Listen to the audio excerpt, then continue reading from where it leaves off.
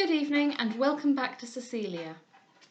Opinions have been very split among my four readers on the behaviour of Delvile and Cecilia and what Cecilia should do in this situation.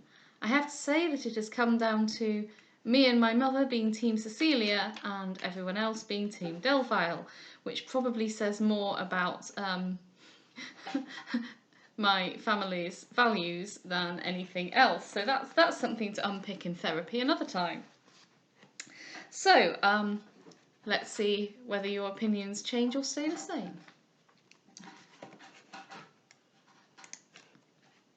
Chapter 6. A discussion. The day passed away, and Cecilia had yet written no answer. The evening came, and her resolution was still unfixed. Delvile at length was again announced, and though she dreaded trusting herself to his entreaties, the necessity of hastening some decision deterred her from refusing to see him. Mrs Charlton was with her when he entered the room. He attempted at first some general conversation, though the anxiety of his mind was strongly pictured upon his face. Cecilia endeavoured also to talk upon common topics, though her evident embarrassment spoke the absence of her thoughts. Delvile at length, unable any longer to bear suspense, turned to Mrs Charlton and said, "You are probably acquainted, madam, with the purport of the letter I had the honour of sending to Miss Beverley this morning." "Yes, sir," answered the old lady, "and you need desire little more than that her opinion of it may be as favourable as mine." Delvile bowed and thanked her, and looking at Cecilia, to whom he ventured not to speak, he perceived in her countenance a mixture of dejection and confusion that told him whatever might be her opinion, it had by no means increased her happiness. "But why, sir," said Mrs Charlton, "should you be thus sure of the disapprobation of your friends? Had you not better hear what they have to say?" "I know, madam, what they have to say," returned he, "for their language and their principles have been invariable from my birth. To apply to them, therefore, for concession which I am certain they will not grant, were only a cruel device to lay all my misery to their account." "And if they are so perverse, they deserve from you nothing better," said Mrs Charlton. "Speak to them, however, you will have done your duty. And if they are obstinately unjust, you will have acquired a right to act for yourself." "To mock their authority," answered Delvile, "would be more offensive than to oppose it. To solicit their approbation, and then act in defiance of it, might justly provoke their indignation. No, if at last I am reduced to appeal to them, by their decision I must abide." To this Mrs Charlton could make no answer, and in a few minutes she left the room. "And is such also," said Delvile, "the opinion of Miss Beverley? Has she doomed me to be wretched, and does she wish that doom to be signed by my nearest friends?" "If your friends, sir," said Cecilia, "are so undoubtedly inflexible, it were madness upon any plan to risk their displeasure." "To entreaty," he answered, "they will be inflexible, but not to forgiveness. My father, though haughty, dearly, even passionately loves me. My mother, though high-spirited, is just, noble, and generous. She is indeed the most exalted of women, and her power over my mind I am unaccustomed to resist. Miss Beverley alone seems born to be her daughter." "No, no," interrupted Cecilia. "As her daughter she rejects me." "She loves, she adores you," cried he warmly, "and were I not certain she feels your excellencies as they ought to be felt, my veneration for you both should even yet spare you my present supplication. But you would become, I am certain, the first blessing of her life. In you she would behold all the felicity of her son, his restoration to health, to his country, to his friends." "Oh, sir," cried Cecilia with emotion, "how deep a trench of real misery do you sink in order to raise this pile of fancied happiness! But I will not be responsible for your offending such a mother. Scarcely can you honour her yourself more than I do, and I here declare most solemnly—" "Oh, stop!" interrupted Delvile, "and resolve not till you have heard me. Would you, were she no more, were my father also no more, would you yet persist in refusing me?" "Why should you ask me?"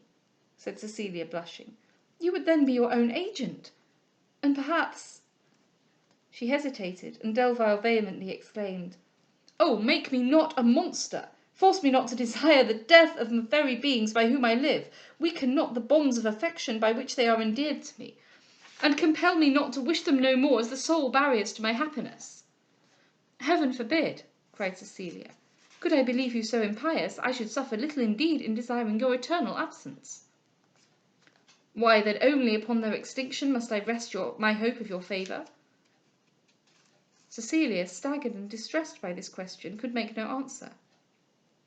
Delvile, perceiving her embarrassment, redoubled his urgency, and before she had power to recollect herself, she had almost consented to his plan, when Henrietta Belfield, rushing into her memory, she hastily exclaimed, "One doubt there is, which I know not how to mention, but ought to have cleared up. You are acquainted with, you remember, Miss Belfield?" "Certainly. But what of Miss Belfield that can raise a doubt in the mind of Miss Beverley?" Cecilia coloured and was silent. "Is it possible," continued he, "you could ever for an instant suppose, but I cannot even name a supposition so foreign to all possibility?" "She is surely very amiable." "Yes," answered he, "she is innocent, gentle, and engaging, and I heartily wish you were in a better situation." "Did you ever occasionally or by accident correspond with her?" "Never in my life." "And were not your visits to her brother sometimes—" "Have a care," interrupted he, laughing, "lest I reverse the question, and ask if your visits to the sister were not sometimes for the brother. But what does this mean? Could Miss Beverley imagine that after knowing her, the charms of Miss Belfield could put me in any danger?" Cecilia, bound in delicacy and friendship not to betray the tender and trusting Henrietta, and internally satisfied of his innocence by his frankness, evaded any answer, and would now have done with the subject. But Delvile, eager wholly to exculpate himself, though by no means displeased at an inquiry which showed so much interest in his affections, continued his explanation. "Miss Belfield has, I grant, an attraction in the simplicity of her manners, which charms by its singularity. Her heart, too, seems all purity, and her temper all softness. I have not, you find, been blind to her merit. On the contrary, I have both admired and pitied her. But far indeed is she removed from all chance of rivalry in my heart. A character such as hers for a while is irresistibly alluring, but when its novelty is over, simplicity uninformed becomes wearisome, and softness without dignity is too indiscriminate to give delight. We sigh for entertainment, when cloyed by mere sweetness, and heavily drags on the load of life when the companion of our social hours wants spirit, intelligence, and cultivation. With Miss Beverley all these—" "Talk not of all these," cried Cecilia, "when one single obstacle has power to render them valueless." "But now," cried he, "that obstacle is surmounted." "Surmounted only for a moment, for even in your letter this morning you confess the regret with which it fills you." "And why should I